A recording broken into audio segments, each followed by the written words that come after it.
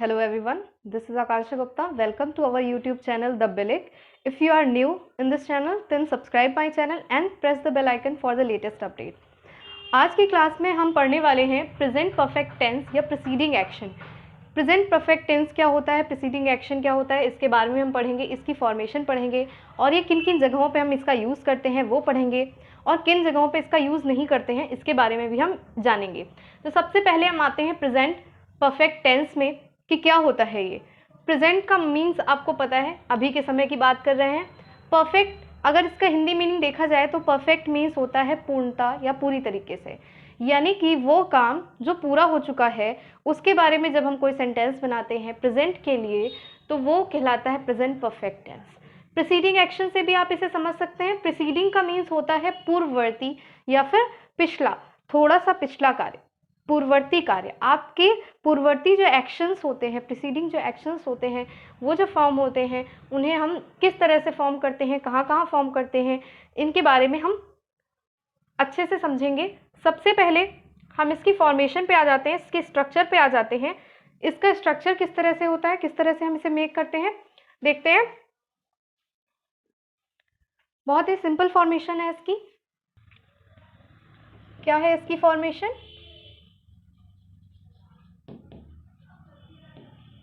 सबसे पहले आएगा सब्जेक्ट, ठीक है।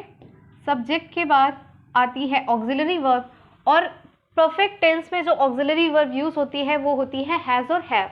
कौन सी ऑक्सिलरी वर्ब यहाँ पे यूज होती है? हैज़ और हैव का यूज हम करते हैं।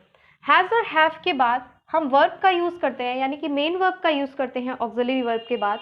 लेकिन यहाँ पे जो हम मेन वर्ब यूज करते हैं वो हम मेन वर्ब के पास्ट पार्टिसिपल का यूज करते हैं। किसका यूज करते हैं? मेन वर्ब की पास्ट पार्टिसिपल का या मेन वर्ब की थर्ड फॉर्म का हम यूज करते हैं। यानी कि यहाँ पे जो मेन वर्ब आएगी उसका कौन सा फॉर्म आएगा? इसका आएगा पास्ट पार्टिसिपल। इसका क्या आएगा? पास्ट पार्टिसिपल या फिर थर्ड फॉर्म, मेन वर्ब की थर्ड फॉर्म या कहें तो पास्ट पार्टिसिपल का हम यूज करते हैं। इसके बाद हम क्या यूज करेंगे? इसके बाद हम ऑब्जेक्ट का यूज करेंगे और उसके बाद फुल स्टॉप का, ठीक है। छोटे छोटे एग्जाम्पल से इनको समझते हैं कि क्या होता है ये।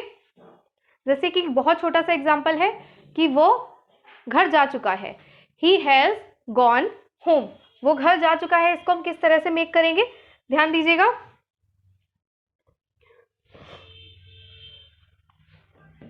He has gone home। वो घर जा चुका है। इसके हिंदी फॉर्म से भी हम समझ में आ रहा है कि ये सेंटेंस जो है पूरा कंप्लीट हो चुका है, यानी कि वो घर जाने का काम जो है वो कर चुका है, इसीलिए हम इसको इसमें फॉर्म कर रहे हैं। सब्जेक्ट आपका ही है, ही के अकॉर्डिंग मैंने हैज का यूज किया है। उसके बाद आपकी मेन वर्ब आ गई। मेन वर्ब जाने की होती है गो, और गो की जो थर्ड फॉर्म होती है या पास्ट पार्टिसिपल होता है वो होता है गॉन। देन यहाँ पे हमने गॉन का यूज किया है। कहाँ जा चुका है? घर जा चुका है, ही हैज गॉन होम। इसी तरह का एक दूसरा सेंटेंस देखते हैं। अगर दूसरे सेंटेंस की हम कोई बात करें तो एक सेंटेंस मैं और लिख दे रही हूं, I have just seen that film. मैंने अभी अभी वो फिल्म देख ली है। मैंने अभी अभी वो फिल्म देख ली है। इस तरह का सेंटेंस जब जो कि अभी अभी पूरा हो रहा है, कंप्लीट एक्शन कब का है? अभी प्रेजेंट का है, लेकिन वो काम हो चुका है इसलिए वो पास्ट से भी कनेक्टेड है। इस तरह के सेंटेंस जब हम बनाएंगे, इसमें बनाएंगे, तो इसका भी एक एग्जांपल हो सकता है ए आई हैव। आई आपका सब्जेक्ट हो गया, हैव किसके अकॉर्डिंग हमने लगाया? आई के अकॉर्डिंग लगाया। फिर उसके बाद जस्ट जो है ये प्रेजेंट और पास्ट का ये जो है ये जो वर्ड मैंने यूज किया है ये एक कंजक्शन या फिर एडवर्ब आप कह सकते हो। ये इसका यूज यहाँ पे क्यों किया है इसके बारे में भी अभी आपको बताऊंगी। उसके बाद हमने वर्ब का यूज किया है, वर्ब के बाद आपकी ऑब्जेक्ट, ठीक है। फिर हम आते हैं इसी की, अगर हम पॉजिटिव फॉर्मेशन तो इस तरह की हो जाएगी। इसी की निगेटिव फॉर्मेशन पे अगर हम जाएं, अगर निगेटिव फॉर्मेशन देखनी हो तो क्या होगा? बहुत ही सिंपल निगेटिव फॉर्मेशन भी होती है। सबसे पहले आपका आएगा सब्जेक्ट, सब्जेक्ट के बाद हैज या हैव, हैज़ हैव के बाद आपका नॉट, क्योंकि हम निगेटिव बना रहे हैं इसलिए नॉट का यूज करेंगे। नॉट के बाद आप फिर से मेन वर्ब की थर्ड फॉर्म या मेन वर्ब की पास्ट पार्टिसिपल का यूज करेंगे, ठीक है। और मेन वर्ब की थर्ड फॉर्म के बाद हम किसका यूज करेंगे, ऑब्जेक्ट का, और ऑब्जेक्ट के बाद फुल स्टॉप का। अगर इसी की सेंटेंस को मुझे निगेटिव में फॉर्म करना हो कि वो घर नहीं गया है, अभी तक वो घर नहीं गया है, ही हैज नॉट, इसको हम किस तरह से फॉर्म करेंगे फिर, देखिए वो अभी तक घर नहीं गया है, मैंने क्या बोला, वह अभी तक घर नहीं गया है, तो वह के लिए ही के अकॉर्डिंग हम क्या लगाएंगे, हैज, फिर नॉट, फिर वर्ब की थर्ड फॉर्म जो कि गॉन हो जाएगी, होम। अभी तक के लिए हम यूज करते हैं येट, ठीक है, अभी तक के लिए हम क्या यूज करते हैं, येट। येट हमेशा निगेटिव सेंस में यूज होता है जिसका मीनिंग होता है टिल नाउ, तो येट हम लोग यूज कर देंगे अभी तक के लिए, ठीक है। He has not gone home yet, अभी तक वो घर नहीं गया है, मैंने वो फिल्म नहीं देखी है, आई have not seen that film. I have not, क्या बोल देंगे इसे, आई have not seen that film, ठीक है। समझ में आया ये चीज कि जब पॉजिटिव फॉर्म कर रहे थे तो हमने उसको पॉजिटिव में बनाया, लेकिन जब निगेटिव फॉर्म कर रहे हैं तो मैंने नॉट का यूज किया, आई have not seen that film. अगर मैंने ये बोला मैंने अभी तक वो फिल्म नहीं देखी है, जब हम अभी तक का यूज करेंगे तो हम ये क्या यूज करेंगे, येट का यूज करेंगे या टिल नाउ का यूज करेंगे। अभी तक मैंने वो फिल्म नहीं देखी, अगर मैं ये बोलूंगी तो मैं क्या बोलूंगी, आई have not seen that film yet, I have not seen that film till now, अभी तक मैंने वो फिल्म नहीं देखी है, ठीक है। इसी में आगे हम आगे बढ़ते हैं और इसकी इंट्रोगेटिव फॉर्मेशन के बारे में समझते हैं। जब इनकी सारी फॉर्मेशन हम समझ लेंगे तो फिर हम देखेंगे कि इनको कहाँ कहाँ पे हम यूज करेंगे, इसकी यूजेस हम बाद में देखेंगे। तो फिर आगे की फॉर्मेशन देखते हैं। इंट्रोगेटिव फॉर्मेशन के बारे में आपको मैंने बताया था कि इंट्रोगेटिव फॉर्मेशन जो है वो 2 टाइप्स में होती है, एक जिनमें कोई, अगर हिंदी की हम बात करें तो हिंदी में क्वेश्चन वर्ड्स कुछ में पहले आते हैं और कुछ में बीच में आते हैं। तो इंग्लिश में इनको कैसे फॉर्म करते हैं, जब बीच में क्वेश्चन वर्ड्स आते हैं तो हम क्वेश्चन वर्ड्स को स्टार्टिंग में फॉर्म करते हैं, लेकिन जब क्वेश्चन वर्ड्स स्टार्टिंग में हिंदी में आते हैं तो हम इंग्लिश में उन्हें फॉर्म ही नहीं करते, हम डायरेक्ट ऑक्सिलरी वर्ब का यूज कर लेते हैं। तो दोनों टाइप्स को हम देखते हैं। पहला टाइप कौन सा हुआ, जब हम ऑक्सिलरी वर्ब का पहले यूज करते हैं, क्या करेंगे हम इसमें, ऑक्सिलरी वर्ब का डायरेक्ट यूज करेंगे, यानी कि इसमें क्वेश्चन वर्ड से हिंदी में जो है वो पहले पहले आ जाते हैं और उनको हम फिर फॉर्म नहीं करते इंग्लिश में, हम डायरेक्ट ऑक्सिलरी वर्ब से बनाते हैं। फॉर्मेशन क्या होगी, इसकी ऑक्सिलरी वर्ब क्या है, हैज या हैव, तो हैज और हैव। हैज हैव के बाद आपका सब्जेक्ट, सब्जेक्ट के बाद आपकी मेन वर्ब, मेन वर्ब की कौन सी फॉर्म आएगी, मेन वर्ब की आपकी थर्ड फॉर्म या फिर पास्ट पार्टिसिपल जिसे आप बोलते हैं वो आएगी। पास्ट पार्टिसिपल के बाद आपका आएगा ऑब्जेक्ट, ऑब्जेक्ट के बाद आपका आएगा क्वेश्चन मार्क। हाँ, क्वेश्चन मार्क बहुत ही ज़्यादा ज़रूरी है इन सेंटेंसेस में। जब भी आप क्वेश्चन वर्ड मेक करते हैं तो क्वेश्चन मार्क का हमेशा ध्यान रखेंगे। उसके बाद इसका सेकंड टाइप भी हम तुरंत ही देख लेते हैं, उसके बाद इसके एग्जाम्पल देखते हैं।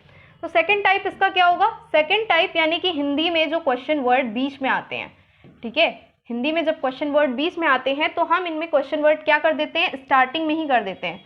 जैसे कि मैंने यहाँ पे लिखा सबसे पहले WH वर्ड्स या फिर क्वेश्चन वर्ड्स। WH वर्ड्स या क्वेश्चन वर्ड्स के बाद आपके क्या आएंगे, हैज़ या हैव का यूज होगा। हैज़ और हैव का यानी कि आपके ऑक्सिलरी वर्ब का, हैज़ और हैव के बाद आपकी सब्जेक्ट का यूज होगा। सब्जेक्ट के बाद आपकी मेन वर्ब, मेन वर्ब की कौन सी फॉर्म का यूज होगा, मेन वर्ब की थर्ड फॉर्म का या मेन वर्ब की पास्ट पार्टिसिपल का आप यहाँ पे यूज करेंगे। उसके बाद हम ऑब्जेक्ट का यूज करेंगे, ऑब्जेक्ट के बाद हम किसका यूज करेंगे, क्वेश्चन मार्क का यूज करेंगे, ठीक है। और नीचे आ जाते हैं, और नीचे आके थोड़ा सा हम इसके एग्जाम्पल के बारे में समझते हैं। अगर मैंने एक सेंटेंस बोला, क्या तुमने अपना लंच किया, have you taken lunch, have you taken lunch. मैंने बोला हिंदी में क्या तुमने अपना लंच किया, क्या वर्ड पहले आ रहा है तो हम इसको करेंगे पहले टाइप के अकॉर्डिंग हैव, यानी कि यू के अकॉर्डिंग जो हैव आने वाला था वो पहले आ जाएगा। यू के अकॉर्डिंग जो हैव आने वाला था वो कहाँ आ जाएगा, सबसे पहले आ जाएगा हैव, फिर यू, फिर टेकन लंच। क्या आपने अपना लंच किया, हैव यू टेकन लंच। अगर इसका आंसर हाँ में है, यस आई हैव टेकन, अगर नहीं में है, नो आई हैव नॉट। इसी तरह का अगर मैंने इसी से रिगार्डेड अगर किसी ने बोल दिया आंसर में कि नहीं अभी तक नहीं, no I have not yet, तो क्या आप इसका क्वेश्चन और क्या बना सकते हैं, आप इसी में आगे क्वेश्चन बना सकते हैं। तो अभी तक क्यों नहीं लिया तुमने, अभी तक तुमने क्यों नहीं खाना खाया, why do you not have lunch. ठीक है, लेकिन ये जो सेंटेंस बनेगा why do you not have lunch, why don't you have lunch, ये सेंटेंस जाके बनेगा प्रेजेंट इंडेफिनिट उसमें, क्योंकि ये एक हैबिचुअल सेंटेंस की तरह फॉर्म हो जाएगा। ठीक है, इसी का एक और हम एग्जांपल समझते हैं। व्हेन हैव यू, तुमने ये अंग्रेजी या तुमने ये लैंग्वेज कब सीखी, when have you learned this language, तुमने ये लैंग्वेज कब सीखी, when have you learned this language।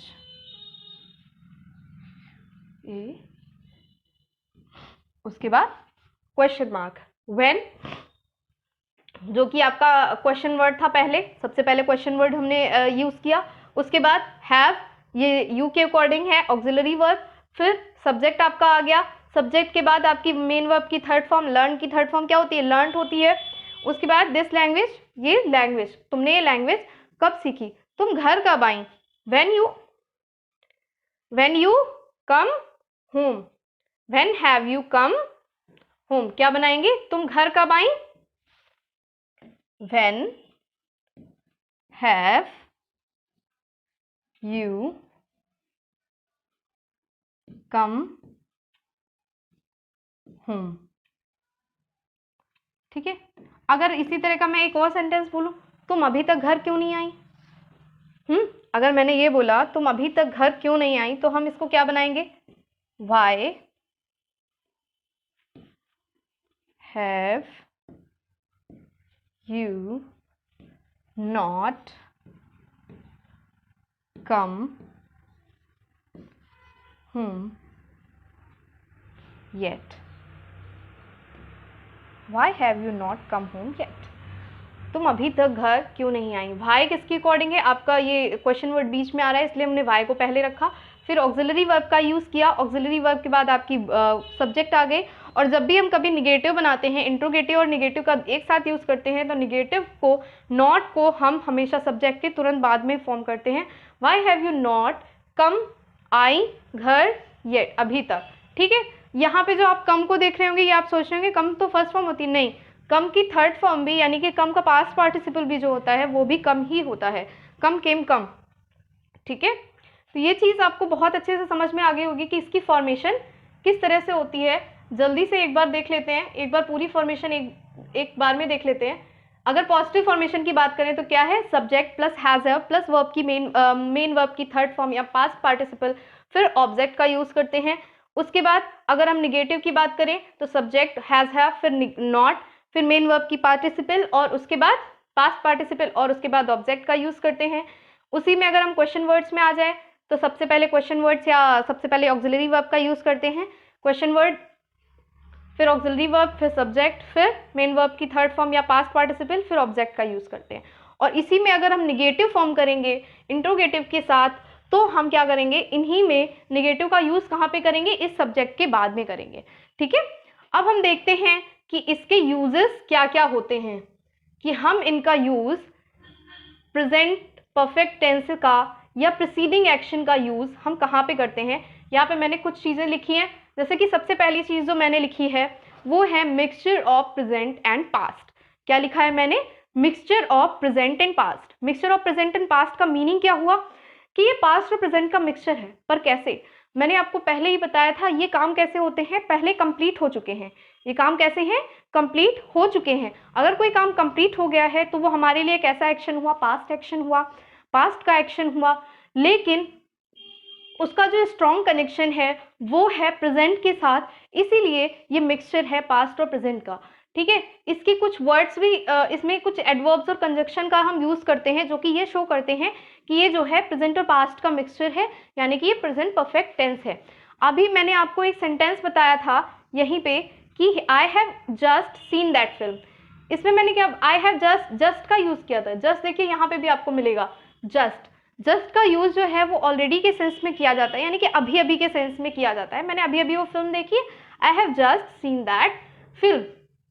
ठीक है, आप उस सेंटेंस को ध्यान से समझिए। सेंटेंस समझिए, I have just seen that film, मैंने वो फिल्म देख ली है, यानी कि ये काम पूरा हो चुका है। तो वो कैसा एक्शन हुआ? पास्ट एक्शन हुआ। बट अभी अभी वो काम पूरा हुआ है, इसलिए वो प्रेजेंट से कनेक्टेड है। इसलिए इसका फॉर्मेशन किस तरह से होगा? प्रीसीडिंग एक्शन की तरह होगा। ठीक है, इसी तरह का एक और सेंटेंस अगर हम बोल सकते हैं तो हम बोलेंगे I have already taken my breakfast, मैंने अपना ब्रेकफास्ट पूरा कर लिया है। आई हैव ऑलरेडी का सेंस भी जस्ट के लिए ही होता है, अभी के लिए ही होता है, रिसेंटली के लिए होता है। जैसे यहाँ पे एवर का यूज आपको पता है कहाँ पे होता है। फिर येट, टिल, इनका यूज निगेटिव सेंस में होता है। और यहाँ पे जो दो वर्ड्स और लिखे हुए हैं ऑफ लेट और लेटली, इन दोनों ये दोनों जब वर्ड यूज होंगे तो आपको हमेशा याद रखना है कि ये सिर्फ प्रीसीडिंग एक्शन ऑफ प्रेजेंट में यूज होते हैं, यानी कि ये दोनों वर्ड जहाँ पे भी यूज होंगे वो प्रेजेंट का प्रीसीडिंग एक्शन होगा। ठीक है, ना ही ये पास्ट के प्रीसीडिंग एक्शन में यूज होंगे, ना ही फ्यूचर के प्रीसीडिंग एक्शन में यूज होंगे। ये सिर्फ कहाँ पे यूज होंगे? प्रेजेंट के प्रीसीडिंग एक्शन में।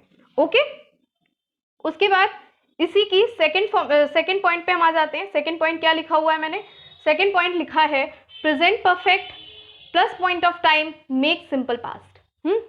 प्रेजेंट परफेक्ट टेंस यानी कि जब प्रीसीडिंग एक्शन है, अगर प्रीसीडिंग एक्शन के साथ हमने किसी पॉइंट ऑफ टाइम का यूज कर दिया, हमने क्या यूज किया? पॉइंट ऑफ टाइम का यूज कर दिया, हमने बिल्कुल एग्जैक्ट टाइमिंग वहां पे यूज कर दी। तो एग्जैक्ट जब टाइमिंग आप यूज कर देंगे तो वो जो सेंटेंस है वो फिर प्रेजेंट परफेक्ट में ना फॉर्म होकर सिंपल पास्ट में फॉर्म किया जाएगा। इसके बारे में हम पढ़ेंगे, जब हम पास्ट के बारे में पढ़ेंगे तो इसको हम यहीं पे छोड़ देते हैं, आगे की हम पॉइंट को ध्यान देते हैं। नेक्स्ट पॉइंट क्या है आपका? नेक्स्ट पॉइंट है प्रेजेंट इंडेफिनिट टेंस यानी कि हैबिचुअल फंक्शन आपका। उसके बाद time expression makes present perfect tense, यानी कि क्या बनाता है? प्रीसीडिंग एक्शन फॉर्म करता है। प्रेजेंट का इंडेफिनिट टेंस यानी कि आपका हैबिचुअल जो एक्शन है, अगर हैबिचुअल एक्शन के साथ आप टाइम एक्सप्रेशन का यूज करेंगे, किसका यूज करेंगे? टाइम एक्सप्रेशन का यूज करेंगे, तो टाइम एक्सप्रेशन का यूज करने के कारण वो कैसा बन जाएगा? प्रेजेंट परफेक्ट बन जाएगा। टाइम एक्सप्रेशन एक अलग से भी टॉपिक है, तो उसके बारे में भी हम अच्छे से पढ़ेंगे, लेकिन इसके बारे में हम अभी थोड़ा सा समझ लेते हैं। क्या होता है इसमें जब ये वर्ड्स यूज हो जाते हैं तो वो टाइम एक्सप्रेशन को शो कर रहे हैं, जैसे कि so long, whole, all, throughout, all along, इस तरह के जब वर्ड्स हम यूज करेंगे तो क्या ये आपको क्या शो करेंगे? ये दिखा रहे हैं कि आप भले ही वो सेंटेंस वो कैसा है? हैबिचुअल है, उसके बाद अगर हमने टाइम एक्सप्रेशन का यूज कर दिया तो वो कैसा बन जाएगा? प्रेजेंट परफेक्ट का बन जाएगा। ठीक है, आई थिंक आपको ये सारी चीज़ें बहुत अच्छे से क्लियर हो गई होंगी। तो आज की वीडियो के लिए इतना ही। नेक्स्ट वीडियो में हम पास्ट के बारे में, पास्ट के हैबिचुअल एक्शन के बारे में पढ़ेंगे। तब तक के लिए थैंक यू।